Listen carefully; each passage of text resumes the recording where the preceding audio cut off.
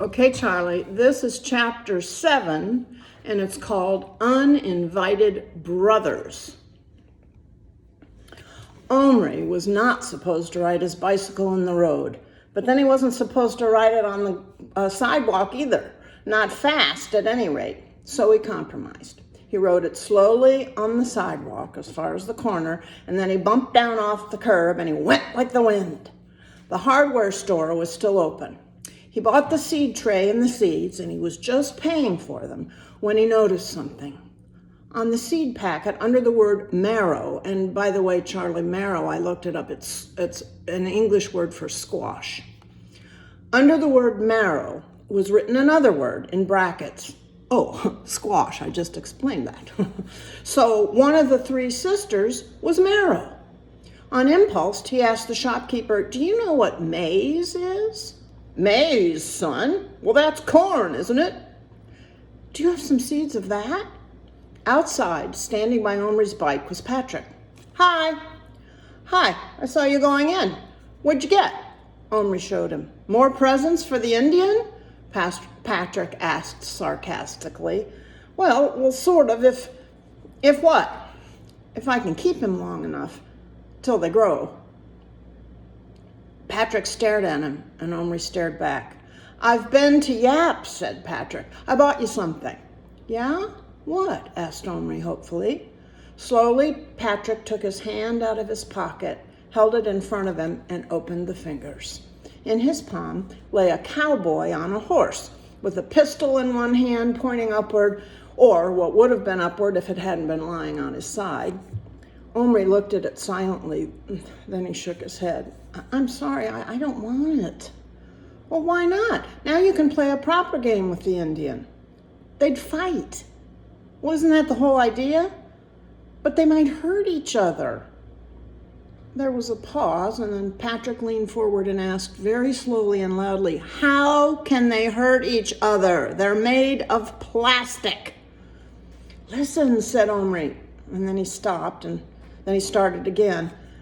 "The Indian isn't plastic. He's real." Patrick heaved a deep, deep sigh and put his cowboy back in his pocket. He'd been friends with Omri for years, ever since they'd started school. They knew each other very well. Just as Patrick knew when Omri was lying, he also knew when he wasn't. The only trouble was that this was a non-lie that Patrick couldn't believe. "I want to see him," he said. Omri debated with himself. He somehow felt that if he didn't share his secret with Patrick, their friendship would be over. He didn't want that. And besides, the thrill of showing his Indian to someone else was something he couldn't do without for much longer. "Well, okay, come on." Going home, they broke the law even more, riding on the road and with Patrick on the crossbar. They went around the back by way of the alley in case anybody happened to be looking out of a window. Omri said, "He wants a fire. I suppose we can't make one indoors." "Well, you could, on a tin plate, like for indoor fireworks," said Patrick. Omri looked at him. Well, let's collect some twigs." Patrick picked up a twig about a foot long, and Omri laughed. "That's no good. They've got to be tiny twigs like this," and he picked up some slivers off the privet hedge. "Does he want the fire to cook on?" asked Patrick slowly. "Yes." "Well, then that's no use. The fire made of those twigs would burn out in a couple of seconds." Omri hadn't thought of that. "What you need," said Patrick, "is a little ball of tar. That burns for ages, and you could put the twigs on top of it to look like a real campfire." "That's a brilliant idea," Omri said. "I know where they've been tarring a road, too," said Patrick. "Well, come on, let's go." "No." "Well, why not?" "I don't believe in him yet," said Patrick. "I want to see him." "Well, all right, but first I have to give this stuff to my dad." There was a further delay when his father at first insisted on Omri filling the seed tray with compost and planting the seeds in it then and there. But when Omri gave him the corn seed as a present, he said, "Well, thanks, Omri. Oh, all right, I can see you're bursting to get away. You can do the planting tomorrow before school." Omri and Patrick rushed up the stairs. At the top, Omri stopped cold. His bedroom door, which he always shut automatically, was wide open. And just inside, crouching side by side with their backs to him, were Omri's brothers. They were so absolutely still that he knew they were watching something. He couldn't bear it. They'd come into his room without his permission, and they had seen his Indian, and now they would tell everybody his secret, his precious secret. Oh, excuse me. His alone to keep or to share was a secret no more. Yes, Mick. Something broke inside him, and he heard himself scream, "Get out of my room! Get out of my room!" Both of his brothers spun around. "Shut up, you'll frighten him," said Adil at once. Gillen came in to look for his rat, and he found it, and then he saw this absolutely fabulous little house you've made, and he called me in to look at it. Omri looked at the floor. The seed tray with the longhouse, now nearly finished, had been moved into the center of the room. It was that they'd been looking at. A quick glance all around showed no signs of Indian or horse, but Gillen's tame white rat was sitting on his shoulder. "I can't get over it," Adil went on. "How on earth..." Mick, excuse me just a minute. Mick. "How on earth did you do it without using any glue or anything? It's all done with tiny little threads and pegs. And look, Gillen, it's all made of real twigs and bark. It's absolutely terrific," he said with such awestruck admiration in his voice that Omri felt ashamed. "I didn't," he began, but Patrick, who had been gaping at the longhouse in amazement, gave him a heavy nudge that nearly knocked him over. "Oh, yes," said Omri. "Well, would you mind leaving now and take the rat? You're not to let him in here. This is my room, you know. And this is my magnifying glass, you know," said Gillen. But he was obviously too overcome with admiration to be angry with Omri for pinching it. He was using it now to examine the fine details of the building. "I knew you were good at making things," he said, "but this is unbelievable. You must have fingers like a fairy to tie those witchy little knots." "What's that?" he asked suddenly. They'd all heard it, a high, faint coming from under the bed. Omri was galvanized into action. At all costs, he must prevent their finding out now. He flung himself on his knees and he pretended to grope under the bed. "Oh, it's nothing. Only that little clockwork dolphin I got in my Christmas stocking," he babbled. "I must have wound it up and it suddenly started clicking. You know how they do. It's quite creepy sometimes when they start suddenly clicking." By this time, he'd leaped up again and was almost pushing his two older brothers out of the room. "Why are you in such a hurry to get rid of us?" Gillen asked suspiciously. "Just go. You know you have to get out of my room when I ask you to." He could hear the little horse again, and it didn't sound a bit like the dolphin. "That sounds just like a pony," said Adil. "Oh, it is a pony, a tiny witchy pony under my bed," said Omri mockingly. At last they went, not without glancing back suspiciously several times, and Omri slammed the door, bolted it, and leaned against it with closed eyes.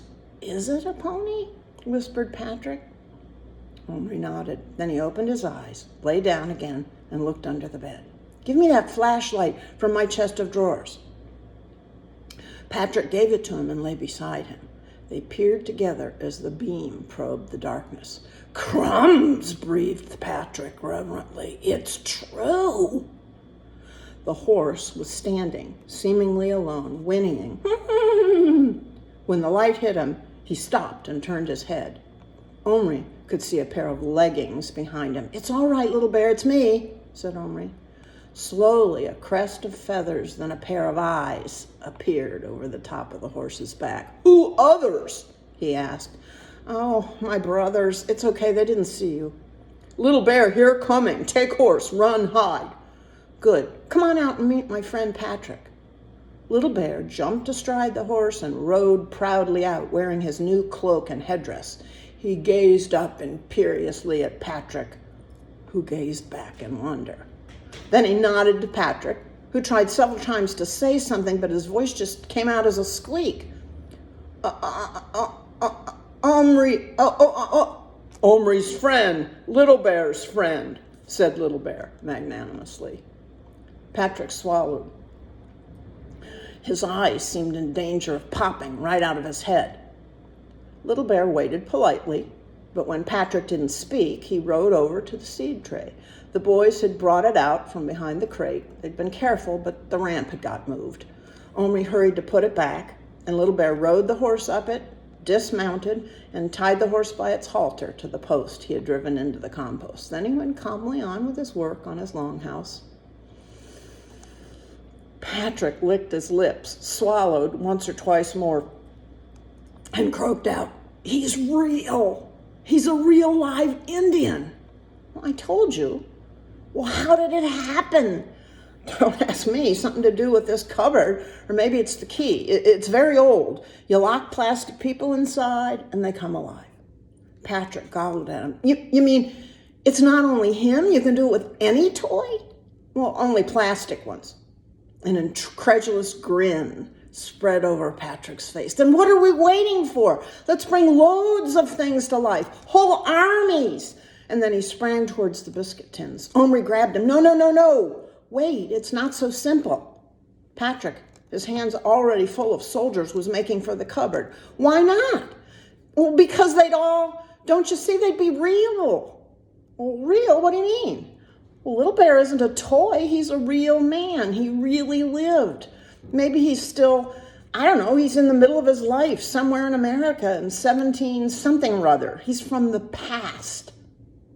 Omri struggled to explain as Patrick looked blank. "I don't get it."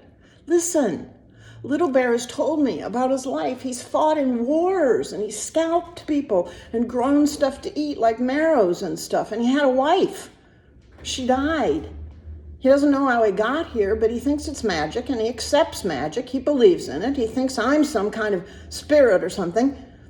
"What I mean," Omri persisted, as Patrick's eyes strayed longingly to the cupboard, "is that if you put all those men in there, when they came to life, they'd be real men with real lives of their own, from their own times and countries, talking their own languages, and you couldn't just set them up and make them do what you wanted them to do. They do what they wanted to do.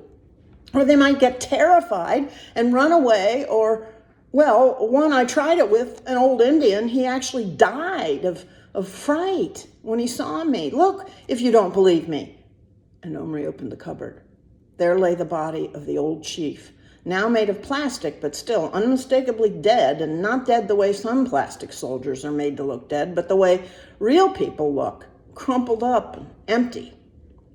Patrick picked it up, turning it in his hand. He'd put the soldiers down by now. "Isn't this the one you bought at lunchtime?" "Yes." "Crumbs! You see?" "Where's his headdress?"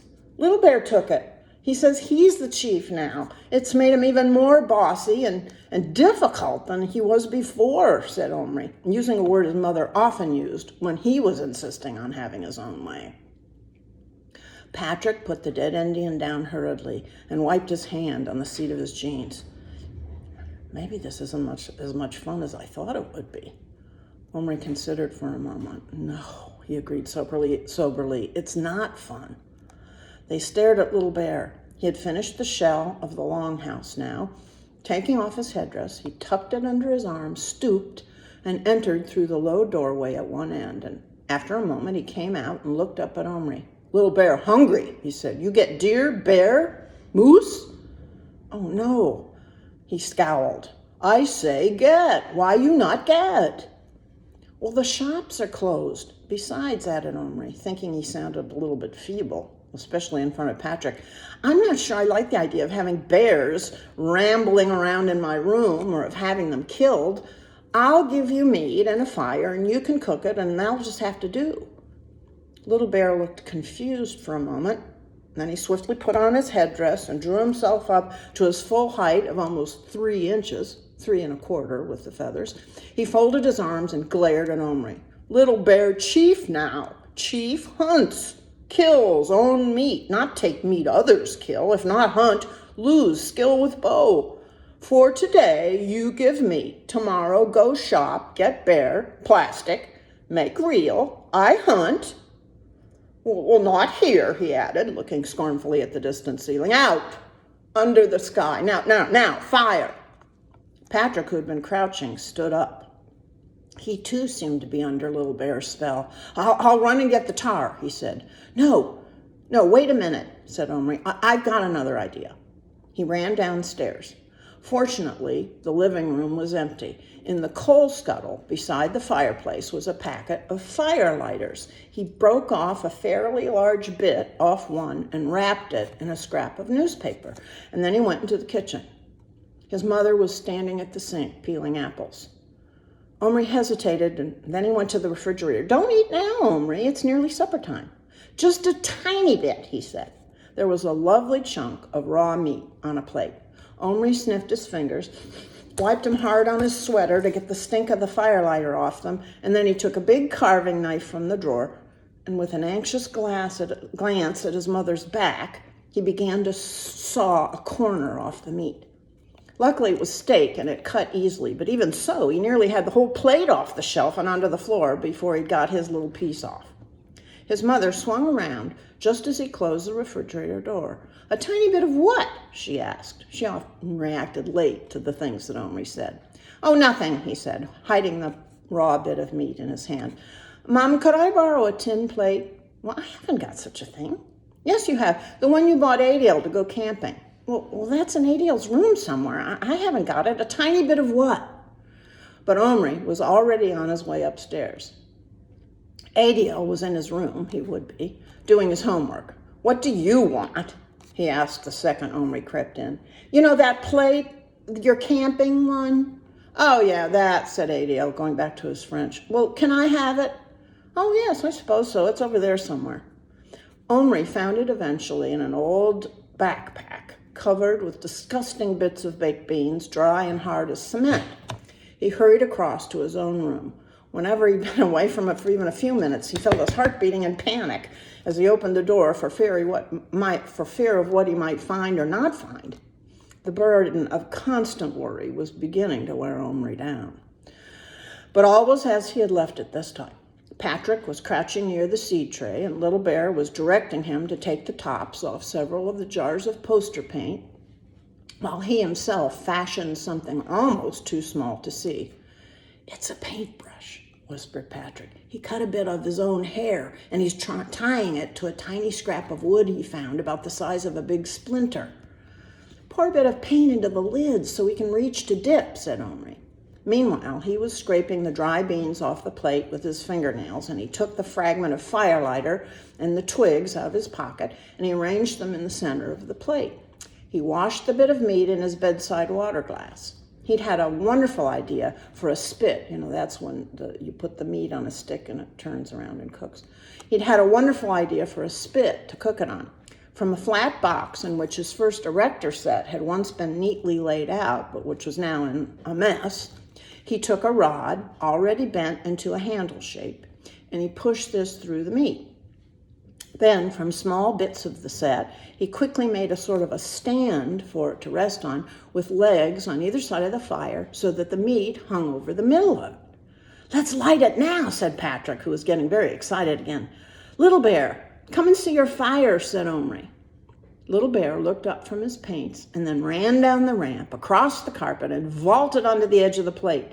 Omri struck a match and lit the firelighter, which flared up at once with a bluish flame, engulfing the twigs and the meat at once. The twigs gave off a gratifying crackle while they lasted, but then the firelighter gave off a very ungratifying smell, which made Little Bear wrinkle up his nose. Stink, he cried. Spoil the meat. Oh, no, it won't, Omri said. Turn the handle of the spit, Little Bear. Evidently, he wasn't much used to spits, but he soon got the hang of it. The chunk of steak turned and turned in the flame, and soon it lost its raw red look, and it began to go gray and then brown. The good, juicy smell of roasting beef began to compete with the spirituous reek of the firelighter. Mmm, said Little Bear appreciatively, turning till the sweat ran off his face. Meat! He had thrown off his chief's cloak, and his chest shone red. Patrick just couldn't take his eyes off him. Please, Omri, he whispered, couldn't I have one? Couldn't I choose just one, a soldier, or anything I liked, and make him come to life in your cupboard? That's the end of chapter 7. I love you, and I'll talk to you later. Mwah.